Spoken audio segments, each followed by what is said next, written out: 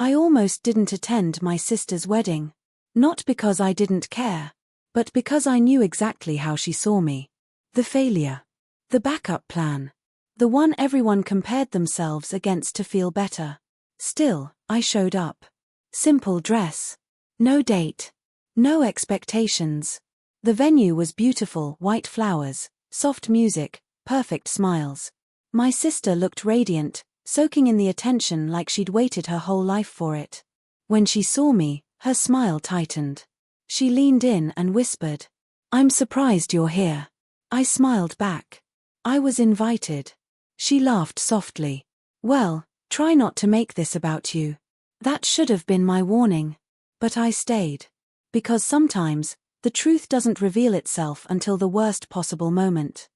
The ceremony began right on time. Soft music filled the air as guests stood. Phones came out. Smiles widened. I stayed seated near the back. Not hiding. Just observing. As my sister walked down the aisle, everyone watched her. Except her. She looked straight at me. And smiled. Not a warm smile. A warning.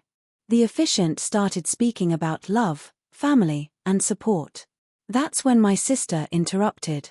Laughing lightly, she said, "Before we continue, I just want to thank everyone who actually made something of their lives." Some people laughed. Others looked confused. Her eyes never left mine. "I mean," she added, "not everyone here understands commitment, hard work, or success." My chest tightened. This wasn't a joke. This was intentional. But I didn't react. I folded my hands. Lowered my gaze. Because I knew something she didn't. The truth doesn't need volume. It only needs timing. A ripple moved through the crowd. People shifted in their seats. Whispers passed from row to row. My mother glanced back at me. Not with concern. With disappointment. As if my existence was ruining the photos. The officiant cleared his throat, trying to recover. But my sister wasn't done. She smiled sweetly and said, "You know, growing up, I always felt lucky." A pause. I had ambition. Some guests chuckled. And then there was my sister, she continued, who taught me exactly what not to become. This time, the laughter was louder. My face burned, but I kept still. I noticed a few guests look uncomfortable. One woman stopped smiling altogether. The groom shifted beside my sister. He whispered something to her. She waved him off. This wasn't about marriage. This was about humiliation. And she was enjoying every second. That's when someone stood up. Not loudly. Not dramatically. Just, deliberately. It was my aunt, my mother's older sister. She hadn't spoken to our family much in years. "I'm sorry," she said, her voice calm but clear. "Is this part of the ceremony?" The room froze. My sister laughed nervously. "Oh, Aunt Carol, I'm just joking." My aunt didn't smile. "Jokes are meant to be funny," she replied. "These comments feel personal." A few guests nodded. The officiant shifted, relieved someone else had intervened. My sister's face tightened. "Well," she said quickly, "I thought honesty was welcome today." My aunt looked at her steadily. "Honesty," she said, "usually doesn't need an audience to wound someone." Silence followed. For the first time since I arrived, my sister looked uncertain. And I realized. Control breaks the moment someone questions it. The officiant finally stepped forward. "Let's refocus," he said gently. "Today is about love and unity." The groom leaned closer to my sister, whispering urgently now. I couldn't hear the words, but I saw his jaw tighten. She nodded, then ignored him. "I'm just being real," she said to the crowd. "Family knows you best, right?" My mother smiled stiffly. My father stared straight ahead. No one stopped her. So I stood up. Not to argue. Not to defend myself. Just to speak. "I didn't come here to be part of a lesson," I said quietly. "I came because you invited me." Every head turned. The room felt smaller. My sister's eyes widened. And in that moment, she realized I wasn't going to play my role anymore. The officiant raised his hand. "Let's pause," he said firmly.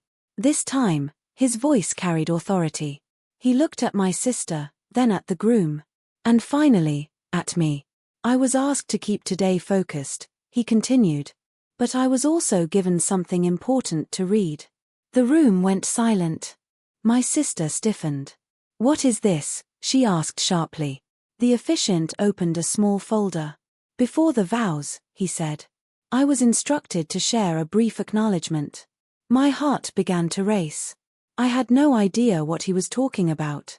The groom looked confused. My parents exchanged uneasy glances. The officiant took a breath. This acknowledgement, he said slowly, concerns honesty and responsibility. My sister's smile disappeared. And for the first time, she looked afraid.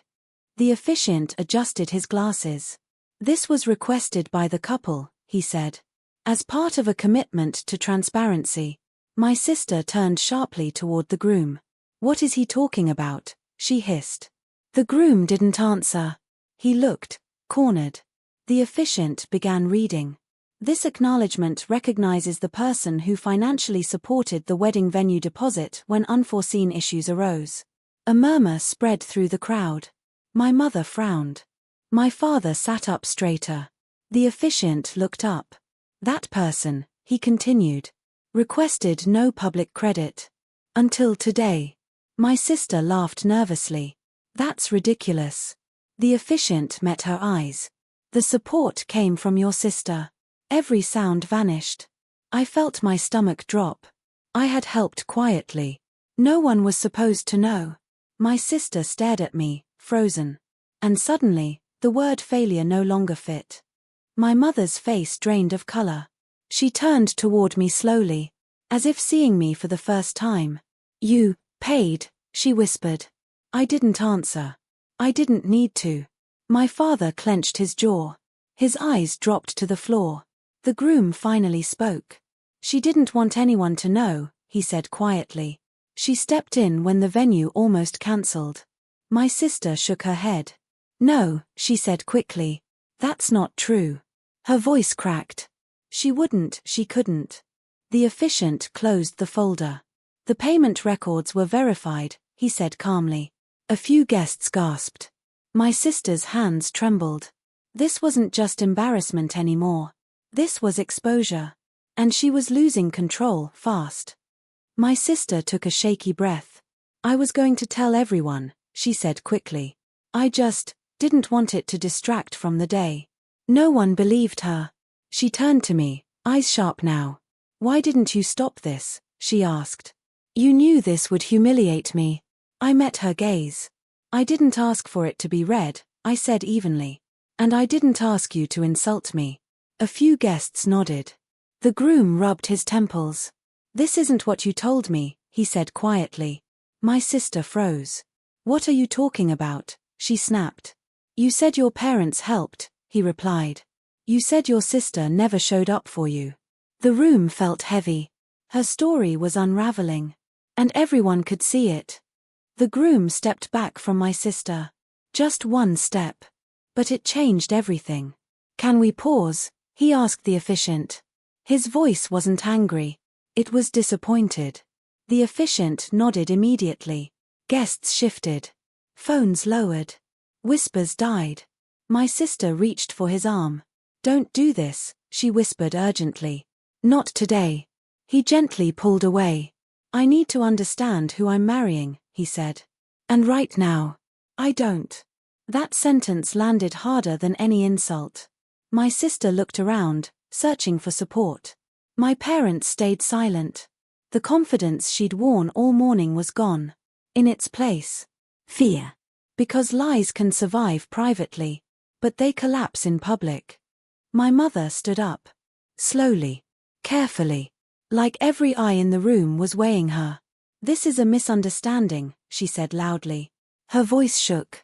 She turned to the guests, forcing a smile. My daughters had a small family issue years ago. It's private. I didn't move. I didn't speak. I just looked at her. And that's when the groom asked the question no one wanted. What issue? Silence. My father cleared his throat. She was Difficult, he said, pointing at me. Always dramatic. Always jealous. The groom frowned. Jealous of what? That's when my mother broke. She accused us, my mother said, voice cracking, of choosing one child over the other. The room went still. Because every parent there knew. That accusation doesn't come from nowhere. A woman from the second row stood up. She wasn't family. She was my mother's old friend. I remember, she said quietly. When you were kids. Everyone turned. She always held the younger one, the woman continued. Always praised her. And you, she looked at me. You were told to be quiet.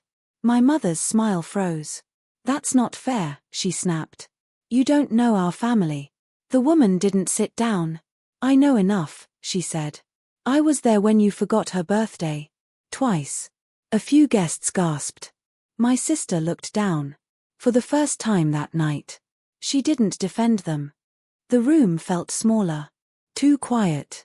My sister's fiancé finally spoke. His voice wasn't angry. It was confused. Is this true? He asked her. About how they treated you. She didn't answer. She just nodded. Once. That single movement hit harder than any accusation. My mother stepped forward quickly. Families aren't perfect, she said. We did our best.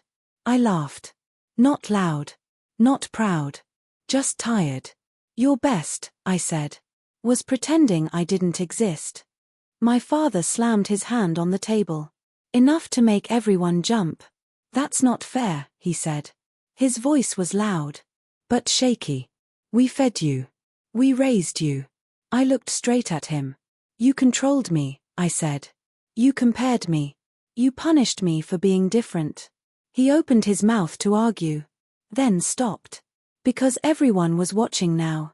The silence turned heavy. For the first time. They weren't the judges. They were exposed. Then my sister stood up. Slowly. Carefully. I didn't mean for it to go this far, she said. Her voice was soft. Almost innocent. I just needed them to choose me. Everyone turned toward her. I felt my chest tighten. You lied, I said quietly. You watched them punish me. And you stayed silent. She looked down. I was scared, she whispered. But fear didn't erase damage. And silence didn't erase guilt. My mother finally spoke. I tried to protect everyone, she said. Her hands were shaking. Her eyes avoided mine. I thought staying quiet would keep peace. I let out a slow breath. You protected comfort, I replied. Not me. Her lips trembled. I was tired, she said. I didn't want more fights. But peace built on silence was never peace. It was abandonment. And she knew it. I reached into my bag. Pulled out an old envelope. Yellow. Folded. Ignored for years. I was 15, I said. When this happened. My father's face went pale. My mother froze. This letter, I continued, was from my school counselor. I placed it on the table. They warned you, I said. About the abuse. About the pressure. No one spoke. Because they remembered. My aunt picked up the letter. Read it slowly. Her face changed. This isn't new, she said. You knew. Murmurs spread across the room. Heads turned toward my parents. My father's voice cracked. We thought it was just stress. I shook my head. You were told, I said. And you chose comfort. That's when the room understood. This wasn't a misunderstanding. It was a decision. I stood up. Not angry. Not shaking. Just clear. I didn't come here for apologies, I said.